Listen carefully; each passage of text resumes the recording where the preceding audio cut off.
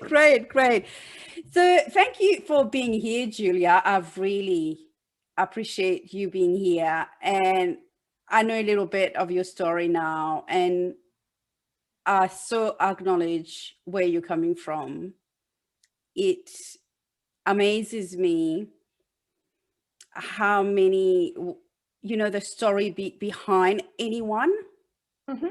Like we never know, we don't know, do we? We do not know what is behind I'm getting all someone emotional ever. because you look all emotional. Stop it. But it does, like truthfully, isn't it, Julia? Yeah. So yeah, and I think that's a good point. Like you can't judge people, have no idea what they've been through, Yeah. the way they are. Because we've been talking like for so long, and we know so many people, like the same people, because we're in the same group of Yeah. friends and the Facebook group and all this. But each one and every one of us have our own story to tell. Yeah. And I so believe in this. Absolutely. And I think I was reading a podcast the other day, and he was talking, it was a business podcast, but he was all talking about we all have a calling. So for those of you that aren't religious, spiritual, but you all have a purpose, a mission, a calling, whatever you want, or a gift. And I think all of the experiences that you have through life is building that gift so that you can use it to do good in the world. So some people will even take it as far as you either choose your mission on earth, like as a soul, or the universe chooses it for you and it puts you into a family with the people that will give you the experiences. And maybe for some people that's taking it too far. But again, if you think of it like that, anything that helps you reconcile a difficult childhood or difficult journey, whatever it takes to get through it, I think is good. But also to see it all, it's not, because I used to, for people that are listening, I was sexually assaulted as a kid for 2 years. That's what we're talking about. Yes. But I think, and we use an expression at TI, a badly wrapped gift. And if you can look at your past as a badly wrapped gift, then it kind of makes sense. And I've studied counselling as well. And many of the people that study counselling have received some very badly wrapped gifts as children. But when you ask, and sometimes as adults, would you, if you could not have that experience, would you not have it? And then it's kind of like, well, no, because from that experience, I've learned to be incredibly resilient. I've learned to help other people. I've learned not to give up. And I think that's where my, I wouldn't even say it's a desire, it's a mission that I have to serve people and I have to help people and I have to help them through their difficult times. So would I give that all up to have not had that experience? No. If there was an easier way to have had that experience and got the learnings, then yes. And I think something I've read recently is you have to learn to accept the moment something happens, it's happened, accept it. There's no point going on about it. But working out how do I move forward from here. So that's not to say that any kind of childhood traumas or anything like that is good, but it has happened. Acknowledge that it's happened. Maybe you don't understand the reason why. And I think a lot of the smaller little problems that happen in life, like unemployment, for example, at the time you don't understand why. COVID is another good example. I think many of us, COVID, although it's not an experience we would ever wish on anybody ever again, and a lot of people have died, a lot of us have used it as an opportunity to stop and go, what's actually important? What do I want to do with it? So it's kind of like a pause button, reset. Where do you want to go from here?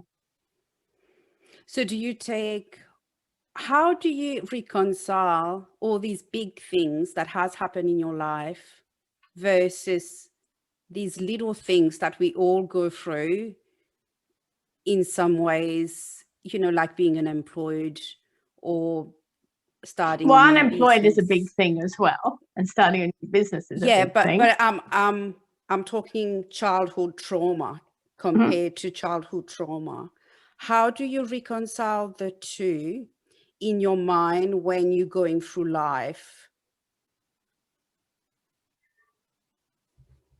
To anybody that I have had years of, I've been in therapy. I got a counselling degree, which means I got a lot of therapy. I learned a lot for myself, and I was able to do a lot of therapy on myself. Coaching is the same. So it hasn't been a quick, easy journey. I'm not making light of it.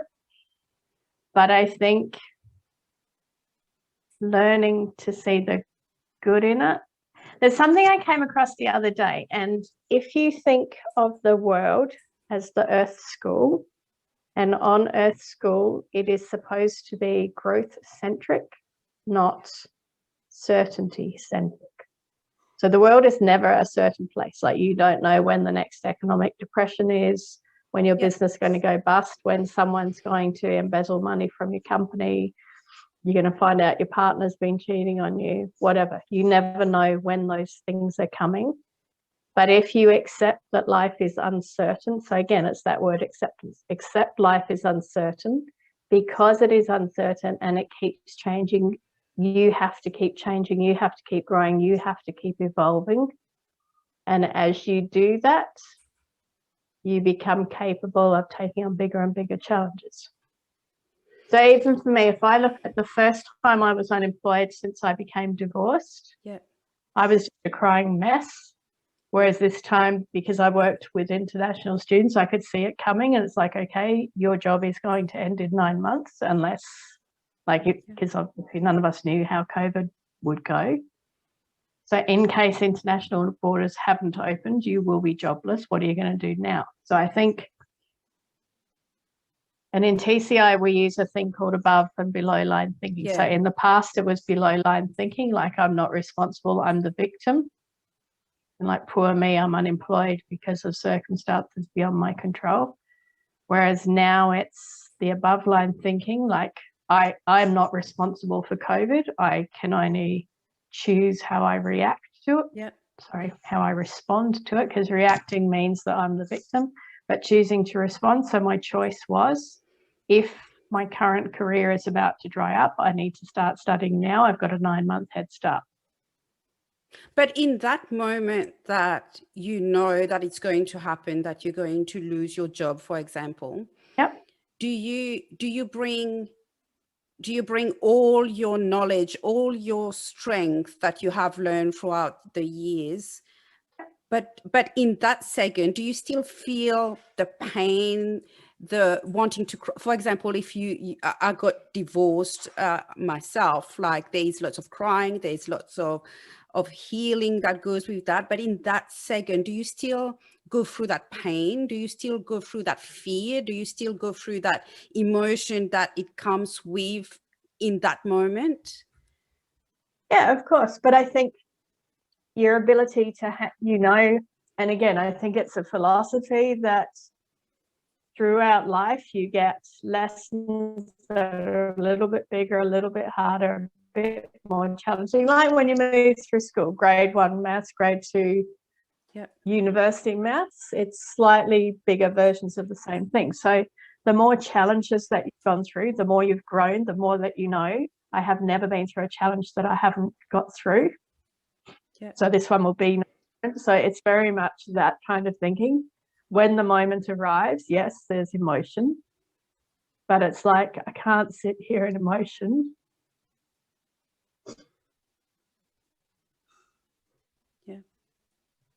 No. You have to allow the emotion, but you also have to go, okay, that's probably enough now. It's time to move on. Do you think you move on quicker or faster than somebody? If you and me, we were in the same situation and we have two different types of what we call, like, maybe a first world problem, would we act differently or perceive it differently based on the past, based on all the experience that we come from the past? For instance, Like I always think, what's my story? And I think we've talked about it once or twice in our group and I go, well, I haven't been through trauma, but I have been in situations that has affected families, that has affected my growth, especially from the 0 to 7 years old. So I come with this past, which is not for, like, if I know comparison is impossible, but if I have to compare, for me, I go, what is my story? I don't have anything to complain about. Yes, I have problems, but I don't have the trauma. So do I come with the same, if we studied, like we both coaches currently, so do we come with the same, based on what you're saying, do we come with the same strength and the similar, or do we come with a different sort of dealing with the issue, if it makes sense? I think we all have strengths when we are born, but some of us have to develop that muscle sooner and faster than others. So like I can guarantee, God forbid, something was to happen to one of your children right now, you would find the strength to overcome whatever it was to keep your child alive. So you all have strength. Yeah. It's just that some of us have had to learn to use it much, much sooner in life than others. Does that make you angry? At the same time, like if I come and I tell you I don't have lots, like I have a very close family and all this, does that make you angry? How come you've been through while you had to go through all that? No. The actual sexual assault made me angry, and the fact that my mother never ever knew, like how the hell can your kid get raped weekly and you don't know this? Like personality changes. But now with what I know about coaching and stuff and thinking about for whatever reason this has happened to me, and I've never been religious, but I studied Buddhism for a while and I moved away from that because in Buddhism you're reincarnated based on what you did in the last life. So I must have done something pretty bad to get this. But then I think the way to resolve that is that whether you're religious or spiritual or not, there are bad people in the world that are going to do bad things. And I was in the wrong family, but like anger's not going to help me. Yeah. So when you talk about brave hearts, what does that mean to you? Brave Hearts is an organisation that deals with children and families that are currently going through child sexual assault.